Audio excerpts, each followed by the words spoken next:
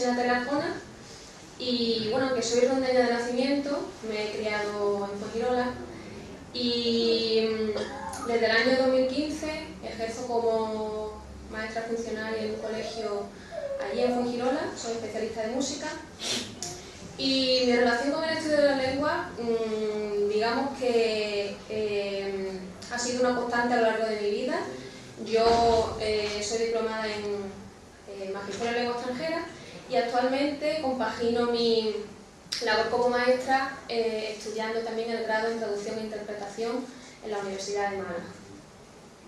Bueno, antes de comenzar con mi intervención me gustaría agradecer a la CEA y en especial a Juan Porra por darme la oportunidad de estar hoy aquí y además también me gustaría decir que estoy encantada de estar aquí hoy aprendiendo de todos ustedes. Bueno, esta pequeña investigación nace como consecuencia de un trabajo que tuve que realizar el curso pasado para una de las asignaturas de mi carrera, en la de Traducción e Interpretación. Y en esa asignatura pues, se nos pedía que realizásemos un análisis de alguna traducción. Entonces yo escuché hablar de la traducción que había hecho Juan Porra al andaluz del Principito y pensé que podría ser una buena oportunidad para investigar un poco sobre el tema.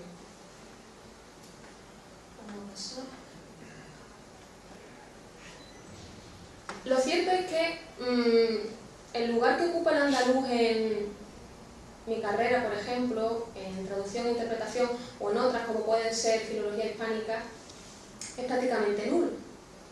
A nosotros se nos dice que tenemos que ser competentes en español, en inglés, en alemán, en cualquier otra lengua, pero ¿dónde queda el andaluz? Entonces yo creo que esta investigación a mí me nace por ese interés que siento hacia el estudio y defensa del andaluz y principalmente ese ha sido el motivo principal de la elección de esta investigación. Entonces yo lo que quise hacer con este trabajo fue analizar el comportamiento del andaluz desde un punto de vista traductológico. Y quiero hacer un inciso y es el siguiente, no quiero que se tome esta presentación para nada como una crítica, simplemente es un mero análisis, es un trabajo muy humilde y que está hecho con todo el respeto hacia el andaluz y hacia la figura de Juan Porra. Bueno, pues para conocer un poco en qué consiste la traducción de Juan Porra, antes yo creo que es importante describir un poco cuáles fueron los textos que intervinieron para hacer esta traducción al andaluz. Bien, como todos sabemos, Le Petit Pain es una obra mundialmente conocida, fue publicada en 1943 por Antoine de Saint-Exupéry y ha sido el libro en francés más traducido de todos los tiempos, en concreto a un total de 322 lenguas y dialectos. Esta obra, que si han tenido la oportunidad de leerla, seguro que sí, es una obra de un gran calado filosófico, pero esto contrasta con el estilo tan sencillo que tiene de ser redactado. Utiliza un lenguaje muy sencillo y muy asequible. Y además refleja un marcado carácter crítico hacia los valores que imperan en la sociedad moderna de hoy en día, como pueden ser las ansias de poder, las ansias de dinero, la envidia, el egoísmo. Y todos estos ideales llevan al ser humano a dejar un poco de lado otros valores que realmente sí son importantes, como pueden ser el amor, la felicidad, la amistad. Y además muchos de ellos se resumen en citas ya mundialmente conocidas, como puede ser una de ellas, lo esencial es invisible a los ojos. Bueno, pues la traducción al español de esta obra tan conocida mundialmente se llevó a cabo en 1951 por Bonifacio del Carril. Y ya en 2017 tuvimos la oportunidad de disfrutar de ella gracias a Juan Porra y leerla en andaluz. esta idea nace de una editorial alemana, la editorial Tintenfass, y esta editorial ha conseguido que la obra sea traducida a más de 70 lenguas minoritarias.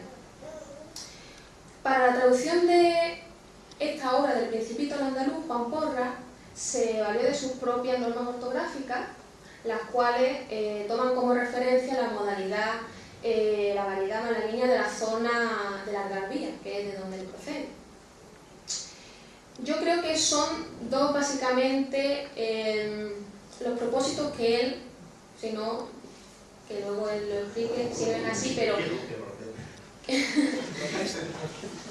dos son principalmente los propósitos que yo creo que él pretende con la traducción de esta obra. Uno de ellos es que el lector andaluz se sienta mucho más identificado con esta versión que con la española. Y por otro lado, otra de sus principales metas, yo creo que es conseguir vencer ese estigma que persigue al andaluz, considerado por muchos como una ala de cateto. Entonces, sí, yo creo que él lo que consigue es que esta publicación suponga un acto reivindicativo, el decir que el andaluz existe realmente, y se dan los primeros pasos, aunque ya sabemos que hay ya normas ortográficas establecidas, pero es un paso más hacia la normalización. Bien, entonces, ¿qué es lo que sucede desde un punto de vista traductológico? Es decir, desde un punto de vista analítico de una traducción. Que el andaluz mayoritariamente es un sistema oral. Entonces, ¿cómo debemos abordar una traducción al andaluz si es un sistema oral? Pues ante ello pueden surgir varias dudas como traductor. Seguramente Juan Porras en su día las tuvo. Y la primera de ellas es a nivel lingüístico, concretamente a nivel ortográfico. ¿Qué ortografía tengo que utilizar yo para escribir en andaluz? Bueno, pues como ya hemos dicho, él se valió de sus propias normas ortográficas. Pero también pueden surgir dudas a nivel léxico-semántico porque, aunque es verdad que no lo sabía yo, que tenemos ya unos diccionarios que están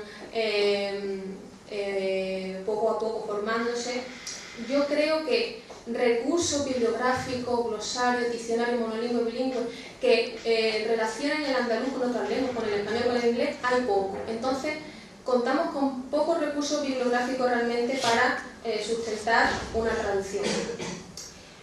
Pero ¿qué es lo que sucede también? Que no solo surgen problemas a nivel lingüístico, ortográfico o léxico-semántico, sino que un traductor también se ve ante problemas a nivel sociocultural, porque la traducción se concibe como un acto de comunicación.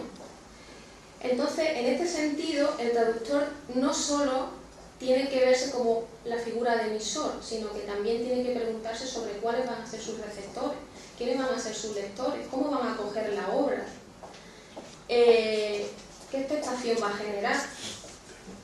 Y todo esto lo estudiamos a través de la traductología.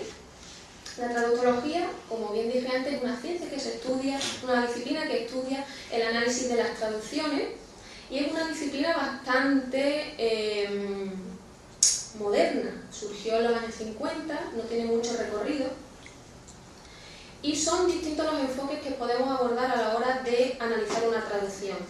Pueden ser enfoques simplemente lingüísticos, enfoques cognitivos, filosóficos hermenéuticos, enfoques textuales, pero yo concretamente, para analizar la traducción de Juan Porras, me he basado en los enfoques comunicativos y socioculturales.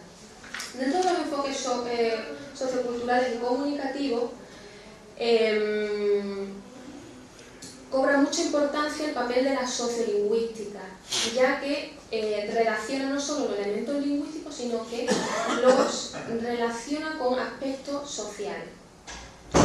Entonces, dentro de esos enfoques comunicativos, podemos decir que hay varias aproximaciones, y dos son las más características. Los enfoques comunicativos socioculturales principalmente lo que intentan investigar es la importancia de la recepción en la traducción y, por otro lado, parten de la premisa de que todo traductor, cuando traduce, tiene un propósito, una finalidad. Y es a partir de ahí, de ese enfoque, a partir del cual surge mi estudio. Entonces, sabiendo esto, ¿cuáles podemos considerar que son los propósitos que Juan Porras, al traducir El Principito, quiso conseguir? Tomando esta pregunta como punto de partida, yo lo que he hecho es seleccionar distintas teorías traductológicas e intentar justificar su intención traductora. Bien. Como bien dije antes, una de las intenciones que yo creo que Juan Porras tiene con esta traducción es conseguir que el lector andaluz se sienta más identificado con esta versión que con la española. ¿Por qué? Porque utiliza rasgos propios de nuestra zona. No solo a nivel léxico-semántico, sino también morfosintáctico, intenta transcribir la oralidad y pasarla al papel. Entonces, todo esto sí que hay una vertiente de la traducción que lo estudia y es aquella que se llama, o que más bien relaciona la sociolingüística a la traducción. Este grupo de traductólogos lo que defienden es que el traductor, en lugar de tomar como referencia el texto origen y adaptar el texto meta a las características de ese texto origen, el traductor lo que realmente tiene que defender, a lo que realmente tiene que llegar, es a adaptar el texto meta a las características del contexto de su receptor. De esta forma, el receptor concibe la traducción de una manera mucho más natural. Por otro lado, como bien comenté antes, quizá esta traducción también tenga cierta importancia porque actúa como reivindicación y para decir que aquí estamos, el andaluz existe. Es una defensa de nuestra lengua y de los ataques que recibimos constantemente. Este hecho también lo contempla la traductología y toma en este sentido al traductor como un mediador cultural, un mediador social. Y además la actividad traductora cobra muchísima importancia porque se considera que es un medio para asegurar la conservación de las lenguas. Y además específicamente de lenguas subordinadas o lenguas minoritarias que están en riesgo de desaparecer. Estos autores ponen el ejemplo del escocés. ¿Qué sucede? Para un escocés, una traducción al escocés realmente, si conoce la lengua inglesa, lógicamente la conoce, puede parecer esto innecesario, puesto que los hablantes escoceses son también competentes en inglés. Entonces, ¿qué sentido tiene una traducción al escocés? Pues esto mismo se puede trasladar al andaluz. Entonces, en este sentido, este tipo de traducciones adquieren muchísimo valor simbólico. Otro hecho característico de la traducción de Juan Porras es que yo creo que es un paso más hacia la normalización del andaluz. Es un apoyo a la defensa de nuestra lengua, de nuestra propia identidad. Entonces, en este sentido, también la traductología apoya esta vertiente traductora y nos dice que el ejercicio de la traducción marca distancia entre las comunidades humanas y sirve para delimitar lenguas diferentes. Y por último, otra de las características que yo he podido apreciar analizando la traducción de Juan es que utiliza en su traducción rasgos, digámoslo así, no dicho por mí, sino que posteriormente lo veremos por estudios ya realizados por ejemplo, por Pedro Carbonero, y es que si analizamos la traducción de Juan Porras podemos observar que se utilizan, según dice, si atendemos a la clasificación de este señor, utiliza rasgos considerados poco prestigiados, ¿vale? O poco aceptados. Entonces cabe preguntarse por qué él ha decidido utilizar esta modalidad del andaluz y no otra. ¿Por qué con estos rasgos que supuestamente nos parecen poco prestigiados? Bueno, pues en relación a esto, la Escuela de la Manipulación, que es otra de las vertientes dentro de la traductología, nos dice que traducir no es una actividad neutral. El traductor, cuando ejerce su función como traductor, tiene que preguntarse a sí mismo cuál es su papel, cuál es su importancia y cuál es su responsabilidad, porque nos está creando una imagen de una literatura, de una cultura determinada.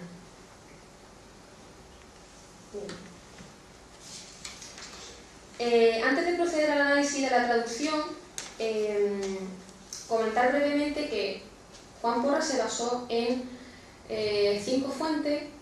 Sin embargo, yo para hacer mi análisis me he basado principalmente en 2, que son la versión en español y la versión en andaluz. ¿Vale? Han sido mis 2 fuentes de análisis, comparar una con la otra. Y antes de proceder más de lleno en el análisis, voy a recordar un poco cuáles son esos rasgos de la modalidad lingüística andaluza establecidos por Pedro Carbonell. Hay 3 grupos principales, que son los rasgos fonético-fonológicos, los rasgos morfosintácticos y los rasgos léxico-semánticos. Pero es que dentro de los rasgos fonético-fonológicos, este señor establece 3 categorías. Uno son los rasgos totalmente afectados, como por ejemplo pueden ser el yeísmo o la pérdida de la D intervocálica. Otros son los rasgos de valoración alta y afectados por lo que él considera la norma andaluza. Entre ellos se encuentran el seseo, la aspiración o pérdida de la S implosiva, la abertura de vocales cuando queremos construir un plural, o por ejemplo también la aspiración del fonema del ar fricativo sordo en palabras como por ejemplo empujón. Pero es que además hay ciertos rasgos que son de consideración baja, de valoración baja. Entre ellos se establece que están ahí el cefeo, el gegeo, la aspiración de la H cuando procede de la F etimológica del latín, la neutralización de la R y la L, la cortación de grupos silábicos, la pronunciación de hue o hue como hue, o la reducción y asimilación de grupos consonánticos. Dentro de los rasgos morfosintácticos que caracterizan al andaluz, podemos decir que se encuentra el uso del pronombre usted en lugar de vosotros, pero manteniendo el uso del verbo en segunda persona del plural, o también el uso de ciertos arcaísmos que son de consideración, su empleo se considera vulgar, o puede ser el auxiliar ser en lugar de haber, la preposición de delante de infinitivo, determinadas formas verbales como aiga, por haya, o el dequeísmo. Y si hablamos de los rasgos léxico-semánticos que caracterizan al andaluz, podemos decir que es una lengua que realmente comparte muchos vocablos con el español, pero que también dispone de una riqueza léxica abrumadora, y la pena es que muchos de esos andalucismos poco a poco pues, se están perdiendo y se encuentran en desuso.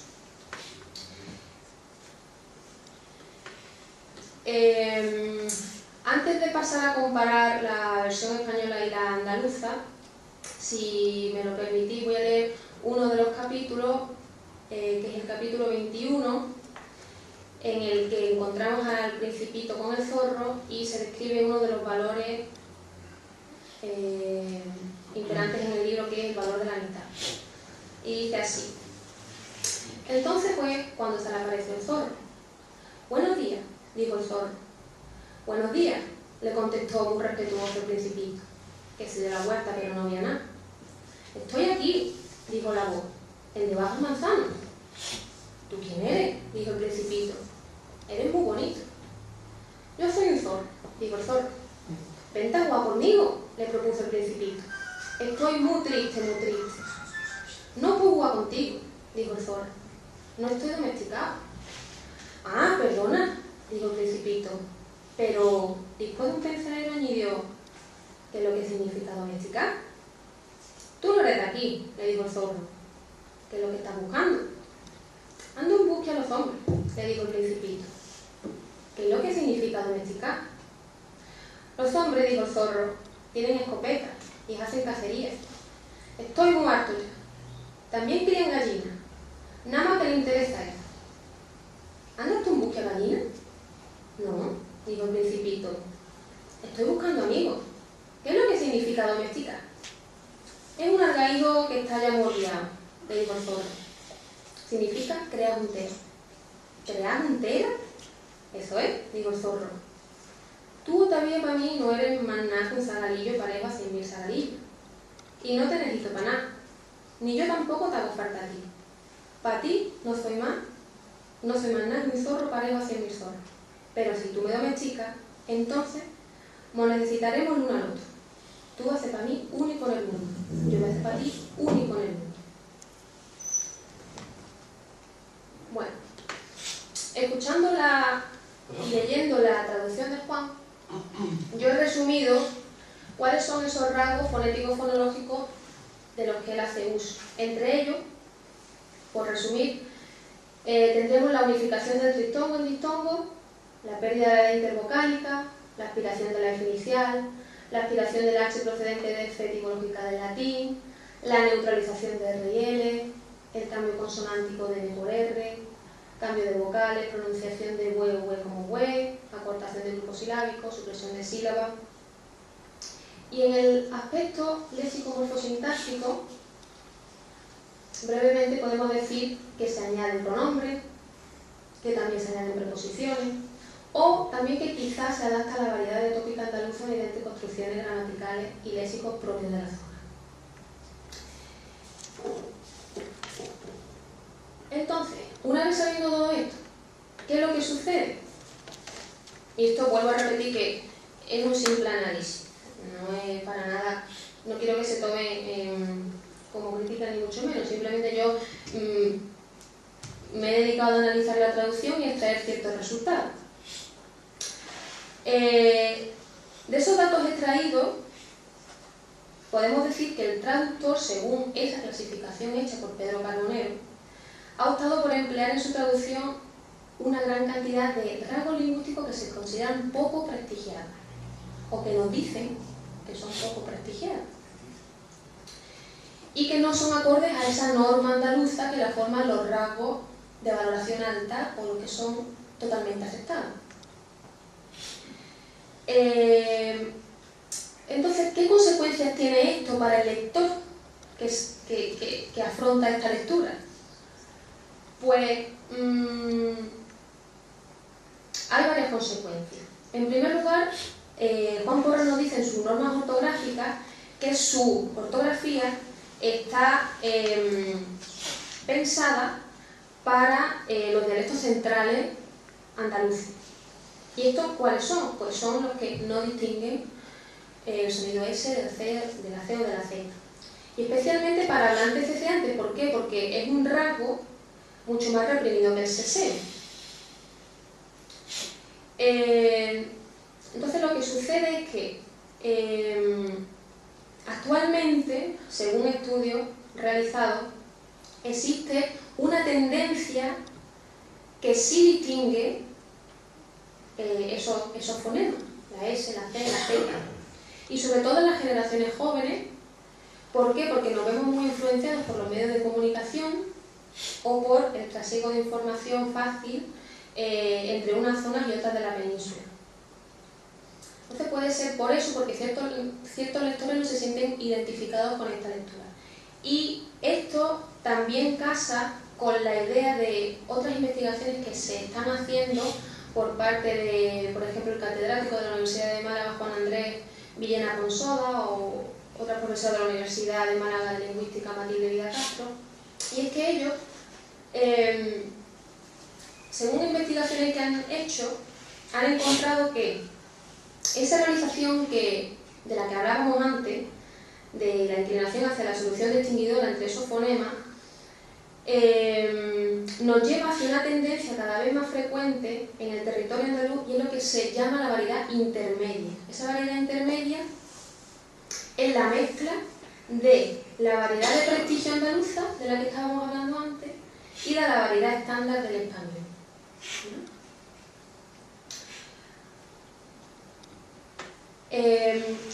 a mí se me viene a la cabeza entonces la siguiente pregunta. ¿Por qué Juan, por qué el traductor se ha decidido por utilizar una variedad lingüística poco prestigiada, o que se nos dice que es poco prestigiada, y restringida a una zona geográfica muy concreta?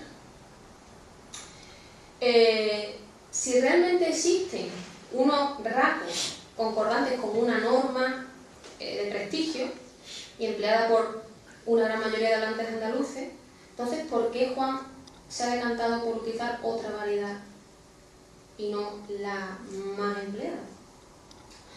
Pues esto puede dar lugar a dos posibles consecuencias.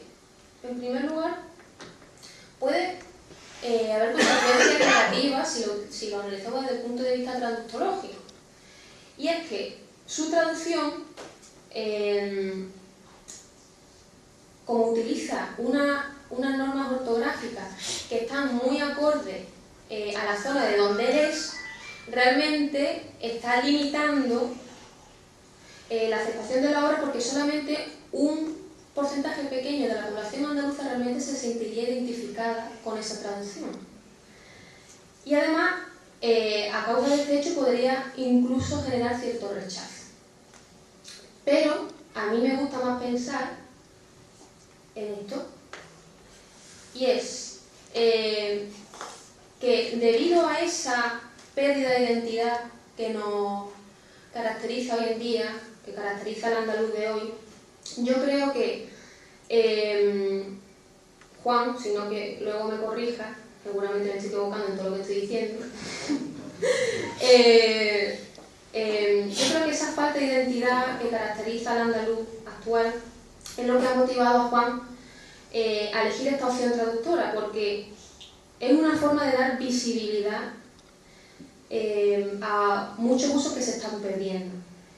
Y además lo cierto es que si nosotros nos decantamos por usar una norma o un modelo lingüístico concreto, esto siempre va a ser en detrimento de otras formas que sí están presentes, como son las formas locales, las formas comarcales. Entonces, en este sentido, yo creo que la traducción de Juan consigue ser de mucha utilidad porque es una forma de mantener viva nuestra diversidad lingüística. Y para terminar mi intervención, qué mejor con una de esas frases célebres del Principito, que yo creo que resume muy bien el objetivo de este trabajo y además también se identifica mucho con el sentir que hoy tenemos aquí todos. Y es la siguiente: caminando en línea recta no puede uno llegar muy lejos, o como bien traduce Juan, a eso para adelante no se puede llegar demasiado lejos. Gracias.